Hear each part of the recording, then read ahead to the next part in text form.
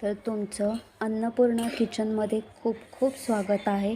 तर आज आपण अन्नपूर्णा किचनमध्ये तिळगुळ करत आहोत. तिळापासून तिळगुळ करून घेणार आहोत. हे जे तिळगुळ आहेत तर अगदी झटपट आणि अगदी सोप्या अशा पद्धतीने आपण हे तिळगुळ करून घेणार आहोत. आणि हे जे तिळगुळ आहेत तर अगदी हे तिळगुळ करण्यासाठी अर्धा तास लागतो. अगदी झटपट आणि अगदी पटकन होतात, जास्त वेळ अजिबात लागत नाही. आणि तुम्ही हे जे तिळगुळ आहेत तुम्ही एका काचेच्या बरणीमध्ये तुम्ही स्टोअर करून तुम्ही 10 ते 15 दिवस आरामात ठेवू शकतात. आणि हे जे तिळगुळ आहेत हे खूप सुंदर, छान, सुंदर असे टेस्टी असे लागतात आणि तोंडात गेल्याबरोबर पटकन विरघळतात आणि मुलांनासुद्धा खायला म्हणजे त्यांच्यासाठी हे खूप सोयीस्कर आहे. तर अशा प्रकारे मी अगदी सोप्या पद्धतीने आपण अन्नपूर्णा किचनमध्ये तिळगुळाचे लाडू तयार करून घेऊया. चला तर सुरुवात करूया.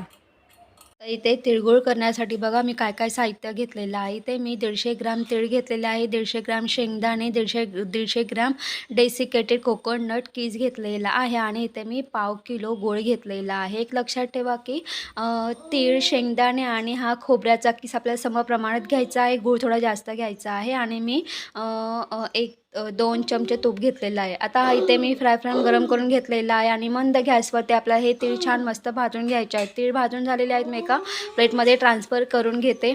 त्यानंतर ह्याच फ्राय पॅनमध्ये आपल्याला शेंगदाणे भाजून घ्यायचे आहेत. तर इथे माझे शेंगदाणेसुद्धा छान मस्त मी भाजून घेतलेले आहेत. आता हे जे शेंगदाणे आहेत आपल्याला एका प्लेटमध्ये ट्रान्सफर करून घ्यायचे आहेत. तर हे शेंगदाणे ट्रान्सफर करून झाल्यानंतर सर्वात शेवटी आपल्याला डेसिकेटेड कोकोनट कीस ॲड करायचा आहे आणि हा कीस छान मस्त आपल्याला हलका ब्राऊन असा करून घ्यायचा आहे आणि हलका ब्राऊन करून झाल्यानंतर तो सुद्धा ट्रान्सफर करून घ्यायचा आहे आपल्याला.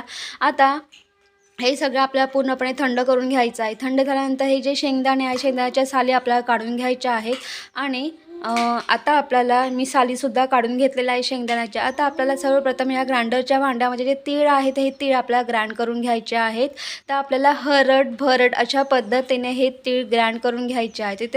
इथे मी हे तीळ छान मस्त असे ग्राइंड करून घेतलेले आहेत. त्यानंतर यामध्ये आपल्याला शेंगदाणे ग्राइंड करून घ्यायचे आहेत. तर मी या ग्राइंडरच्या भांड्यामध्ये शेंगदाणेसुद्धा ट्रान्सफर केलेले आहेत. छान मस्त आपल्याला याची पावडर करून घ्यायची आहे, म्हणजे शेंगदाण्याचा कूट करून घ्यायचा आहे.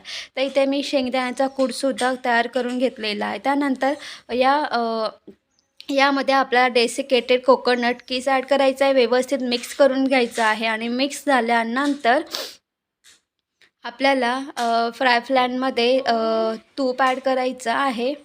तर इथे मी तूप ॲड केलेलं आहे आणि हा तूप पूर्णपणे आपला मेल्ट करून घ्यायचा आहे. तर इथे आपलं जो तूप आहे हा पूर्णपणे मेल्ट झालेला आहे.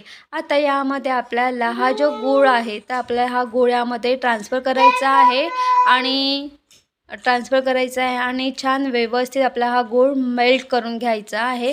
तर इथे हा जो गूळ आहे हा पूर्णपणे मेल्ट झालेला आहे, तुम्ही बघू शकता. अशा प्रकारे आपल्याला मेल्ट करून घ्यायचा आहे.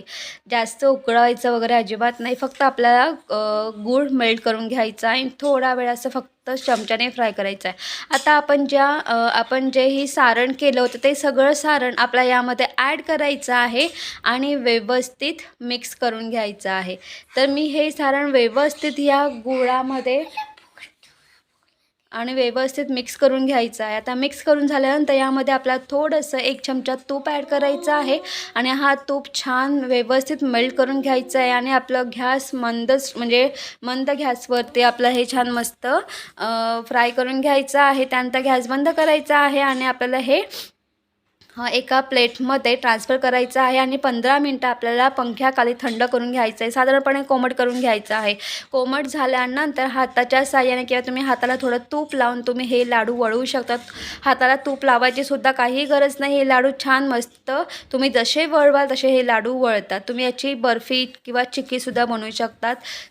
तर अशा प्रकारे मी हे लाडू हाताच्या साहाय्याने छान मस्त गोल लाडू असे एक करून म्हणजे प्लेटमध्ये ट्रान्सफर करते आहे. तर अशा प्रकारे मी सर्व तिळाचे लाडू तयार करून घेतलेले आहेत. हे लाडू खूप सुंदर छान असे लागतात, अगदी झटपट असे होतात.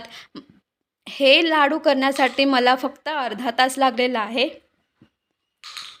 तुम्ही बघू शकतात हे लाडू खूप खुसखुशीत आणि खूप मस्त आहे आणि तोंडात गेल्याबरोबर छान मस्त असे विरघळतात.